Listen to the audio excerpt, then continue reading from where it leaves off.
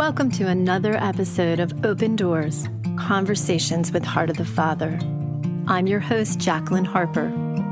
Open Doors is a conversation about inviting God's love, presence, and power into our hearts. We are friends and teammates from Heart of the Father Ministries who share in the mission of setting captive hearts free through Unbound Ministry. We're so glad you could join us.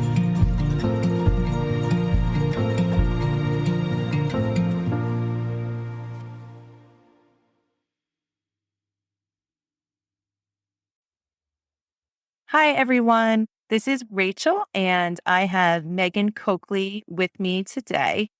Meghan is the director of the Office of the New Evangelization here in the Archdiocese of Philadelphia. She's also a good friend of Heart of the Father Ministries and the founder of the Queen of the Rosary Unbound team. Welcome, Meghan.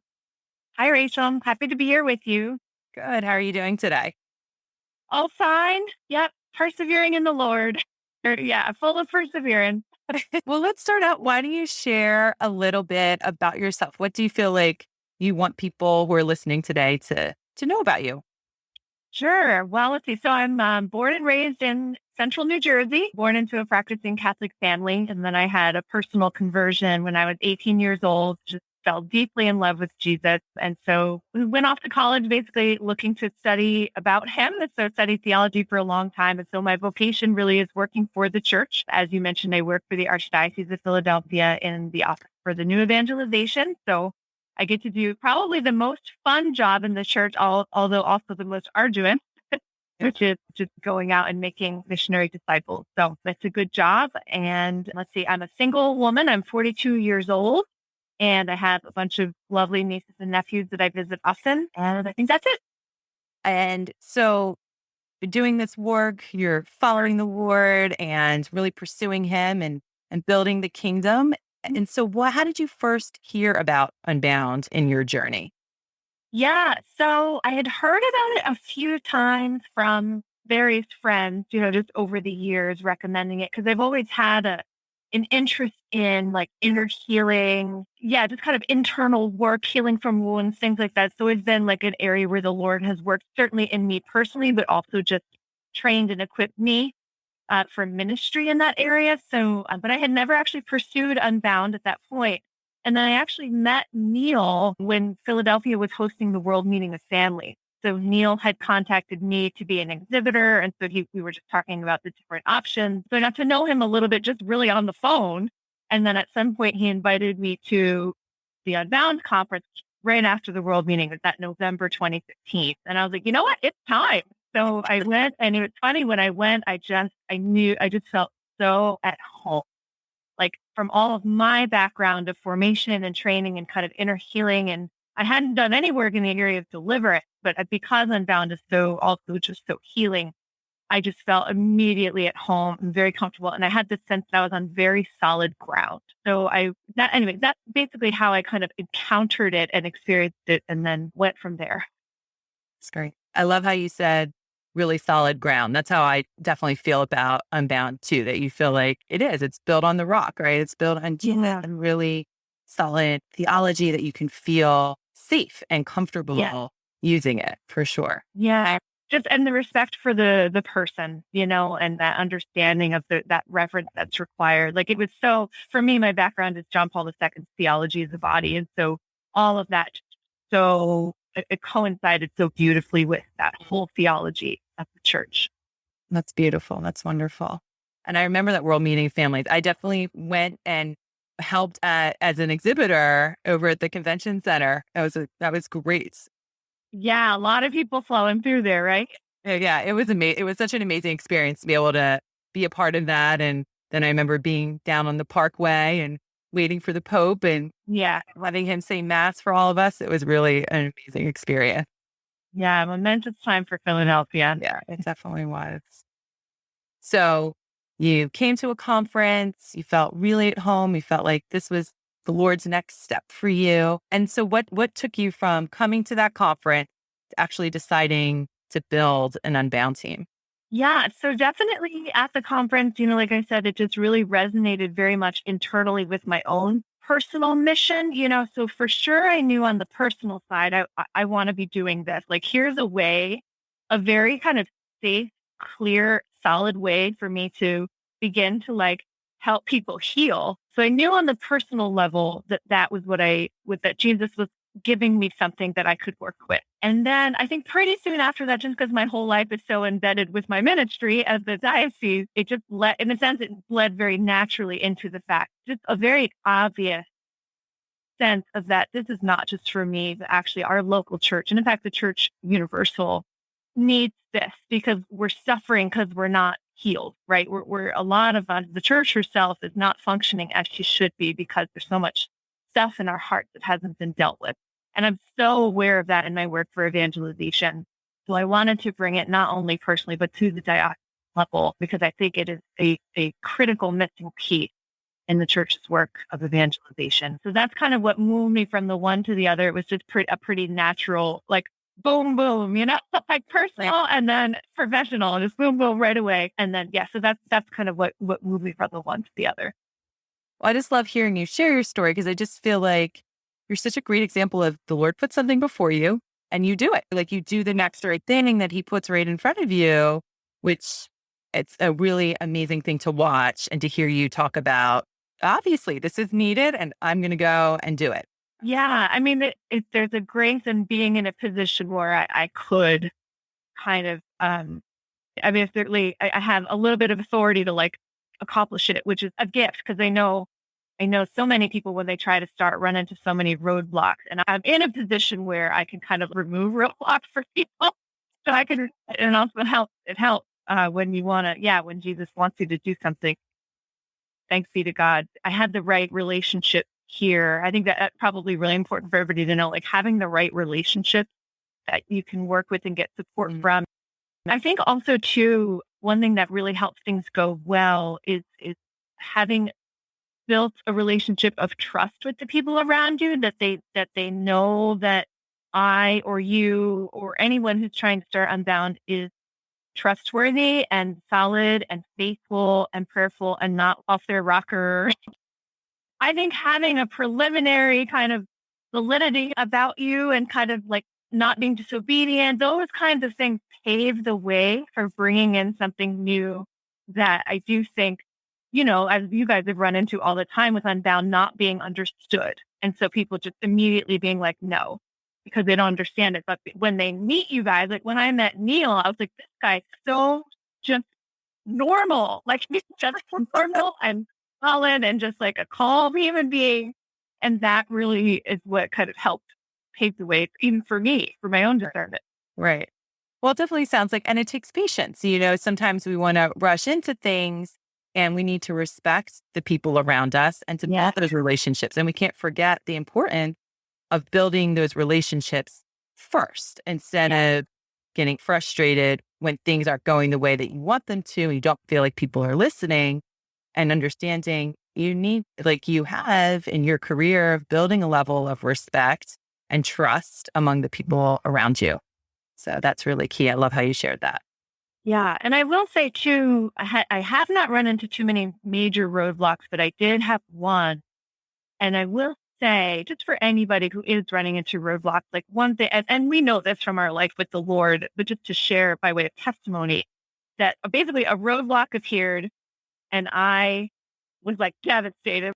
And then all of a sudden, the Lord just showed me the way around it. And it required some alterations. It required a shifting of location, but it was absolutely what needed to happen. In the moment, I was mad. I was totally mad. But of course, Jesus absolutely was using the roadblock to get our ministry where he wanted it. I just want to offer that as encouragement too, that even the no's that you get are a part of his crafting. Like it's a part of what he's doing. And I know we know that, but sometimes in the moment it's hard. It's hard. So just for everybody to kind of know that I have absolutely been there and there's always a way around it and a creative kind of rebirthing that he's going to accomplish. I'm so happy that roadblock came. I have to say now I'm so happy that roadblock came. And hindsight 2020. And it's, I think that advice is great, not only if you're starting an Unbound team, but just in life in general, right? That those roadblocks come, but the Lord is always working everything for our good. And even though we can't see it, we have to trust. And hearing your testimony just gives words and vision to that, to keep that in mind no matter what the roadblock is. So thanks for sharing that. So how long has your team been in existence for? How long have you been doing? So I've been running the team. I probably started pretty soon after I went to that first conference. So Like, probably what is that? It would have been early 2016. So what does that make? 6 years? yeah, like not quite 6 years, but we're getting Yeah. there. Yeah. Yeah, we're getting there. Yeah. And so how have you kept growing your team and kept people energized? Like 6 years can be a long time for people to do this. Sometimes, yeah, there's a risk of burnout. You want to keep growing because, as you mentioned in the beginning, there's definitely a need. And so having those teams available to minister to people, so that you keep growing, keep people energized and excited.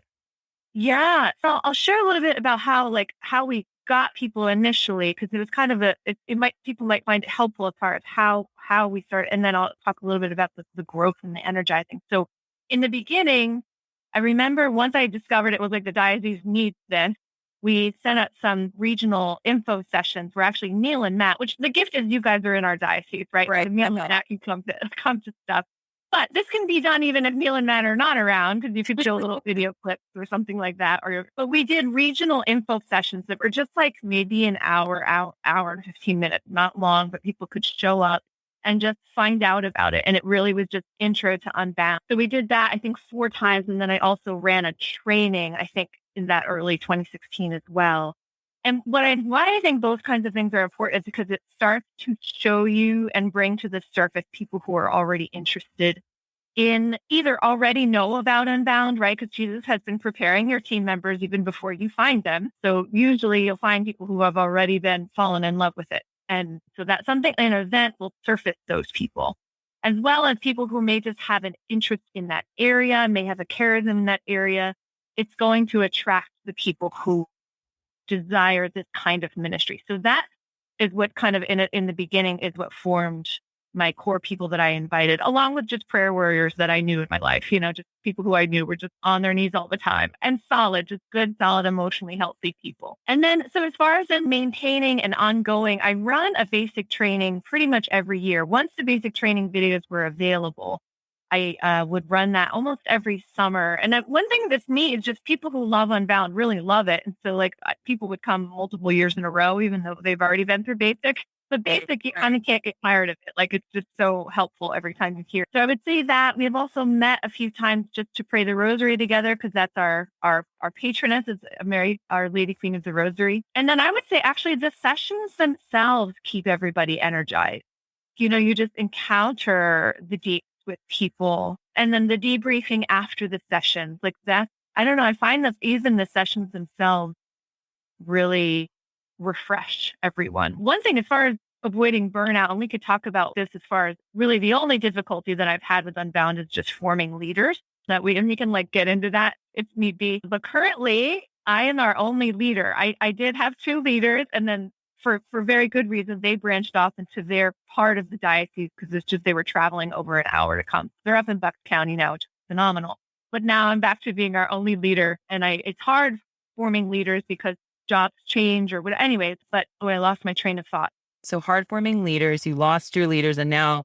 Oh, okay, right. One of the recommendations that I make as far as you mentioned burnout, avoiding burnout, is just I try to really pace how much I advertise our team, because right now I'm our only leader and I'm still working on building up new leaders. I don't want us to get overwhelmed with requests that we can't handle. And so that's one thing also it's just good to know. Number one, to give yourself permission to proceed slowly and not put the word out everywhere, but maybe work through word of mouth at first to start to get the experience in. But anyway, I'm very paced on how much I advertise. Once I have a few more leaders, I'll put the word out even more. And so there's a way that you can start to monitor, if I advertise this much, this is how many calls I'm going to get. Therefore, just to make sure nobody burns out. Mm-hmm.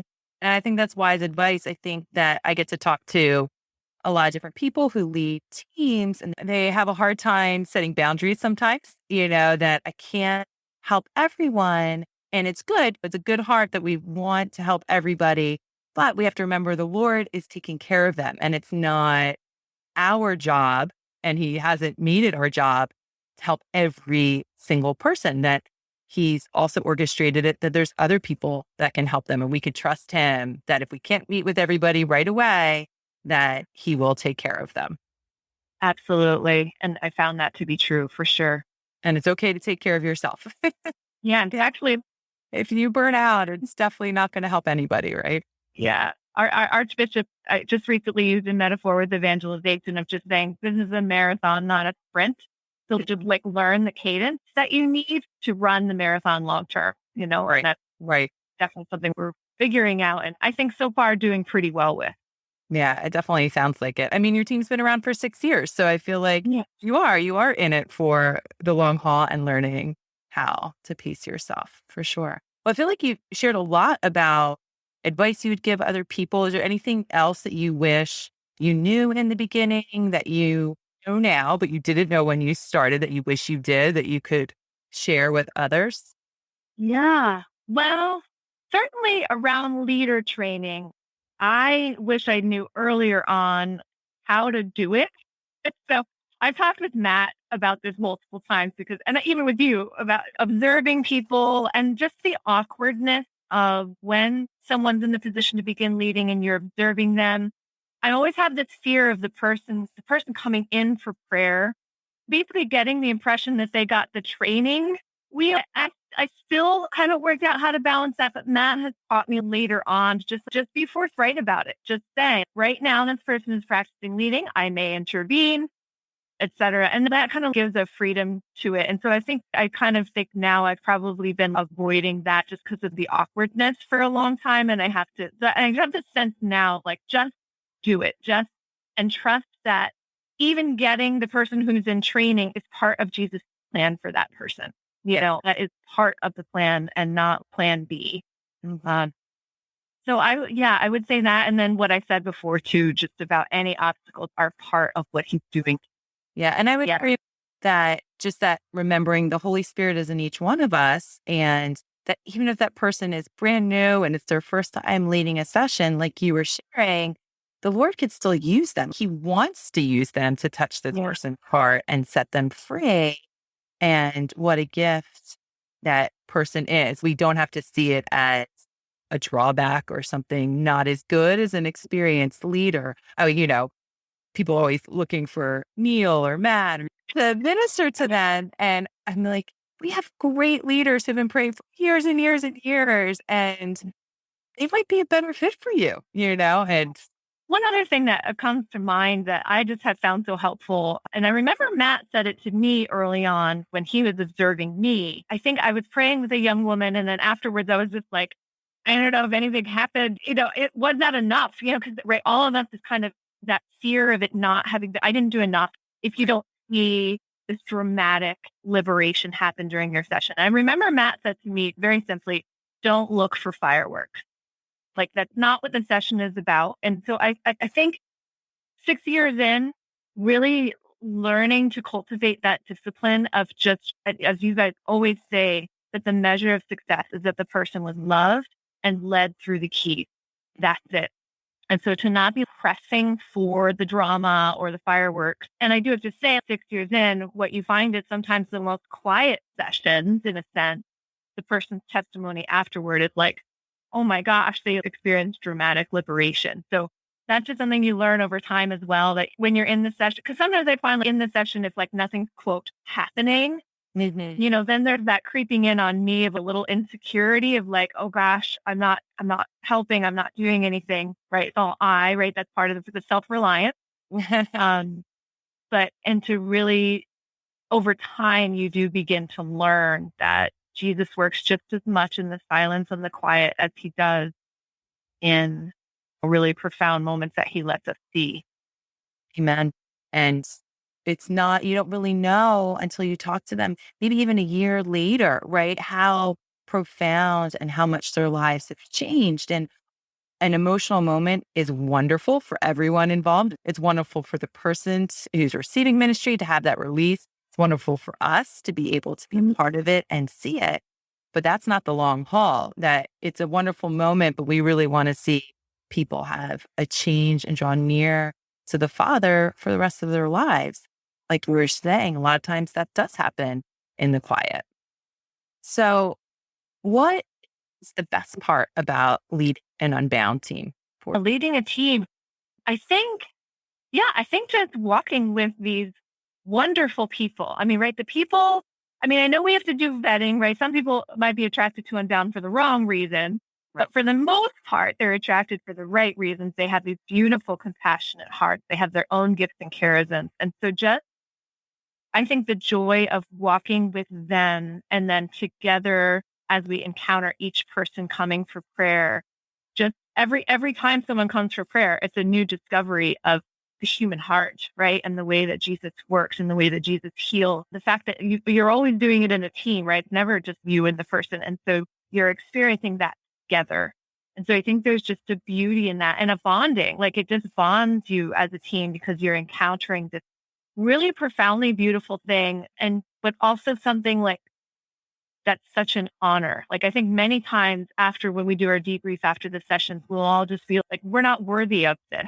To hear this person speak, how are we the ones allowed to listen? And so I think that just the joy of then experiencing that together. And I do think, although again, like I said, I'm having trouble gathering leaders, still getting them ready is even just a beautiful thing to watch people like step into their own gift. That is a beautiful thing too. I agree with that because that is what I get to do with our team is to observe people and give them feedback as they're doing sessions. And it is such a great experience, especially you've been observing, you've been giving feedback, and that moment when they do a session, you're like, ready, like you're ready to go do this on your own. You feel really confident. It's just such a beautiful moment, both in the session, watching that person get set free, but also watching this person you've come alongside and helped train to really come fully into those gifts. Yeah, that's awesome. So you do a ton, right? You have a demanding job. You lead this team. How do you care for yourself and your own spirit as you pour yourself out for other people? Yeah, I'm probably number one is just prayer, just with Jesus a lot. I have just a very regular prayer life, regular schedule of prayer every day that I'm very, very faithful to for that reason exactly. Like just because if there's no prayer, there's nothing. So, the number one prayer that Jesus feeding me and loving me, and just that so sustained period encounter of being loved and fed by Him, and then also I'm definitely very big, like you learn this in ministry, that boundaries are really important. So I do keep to pretty good boundaries with like work schedule and quantity of hours spent on things. Precisely for what you were saying before, that we aren't responsible for the whole world. That in fact, as we set boundaries, it's actually giving Jesus permission to step in for that person or for that need or for whatever it is. So I have seen the fruit of that. And so setting good boundaries is really important. I also make sure to exercise regularly. I like to be outside. I like to go bird watching. I like to ride my bike and also just read like lighthearted books. Once I get home from work, I'm like, no more theology. Agatha Christie, leave me alone. So, Have fun. yeah, exactly. So I think just that balance, striking a very human balance in your life is critical. So we're winding down. Do you have any favorite testimony that comes to mind from when you've ministered to someone, or maybe one of your leaders has shared with you that really sticks with you over the years? Yeah, it's actually one of our very early prayer sessions. And in fact, it was a priest that was leading. It was his first time leading, and I was observing him. And it was a young man who had come to us, and he had some pretty significant issues. But I remember at one point in the session, he had shared with us about how his father had said to him, "You are not my son." That we were like, oh boy, there it is, right? With all the other darkness in his life, that really struck us as like, oh my gosh, major entryway. So the priest dealt with it, as a curse and forgiveness, etc.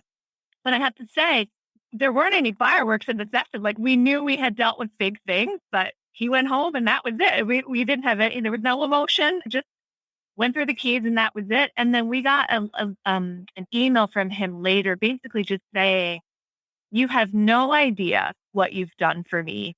Oh, and this is, I think I can quote it. A weight and a shadow that I have carried my entire life is gone. Wow. And it just, that alone, right? Just as maybe like a young adult man would do, 2 sentences, not everything. And I just think, and I think for that priest, especially being his very first time leading, Mhm. and to not have seen any major manifestation of emotion during the session, to have that level of liberation, pretty, like it was probably 3 days later. Just, that was probably one of our favorites because I think it was such a confirmation of the team because we were just starting, and so it was like Jesus just saying, "Yep, this is the right thing." Right. That's great. And yeah, this is why we do this, right? I loved how you talked about earlier how ministering to people brings life and refreshment. And you hear that, you're like, this is it, that it doesn't have to always be draining or pouring out. But as you minister, the Lord pours into you as well. Yeah. Absolutely. Beautiful. Well, thanks so much for joining us, Meghan. And for those of you out there, if you are wondering how you can connect with an Unbound team like Meghan, either to receive ministry or to minister to others, you can head over to our website at heartsofthefather.com and choose Find a Team from our drop-down menu. This will take you to a list of all our network teams across the globe. So we hope you will check it out and get connected. So thanks again, Meghan, for joining me. And thanks to all of you who are listening for joining us today. Bye-bye. Thanks so much for joining us today. If you'd like to learn more about taking hold of the freedom you have been given in Christ, check out our website, heartofthefather.com, and find us on Facebook, X, and Instagram. This is Matt, Jen, Lisa, And Jacqueline, saying goodbye until next time. behold, I stand at the door and knock. if anyone hears my voice, I will come into him. and eat with him. And he with me. Revelation 3:20.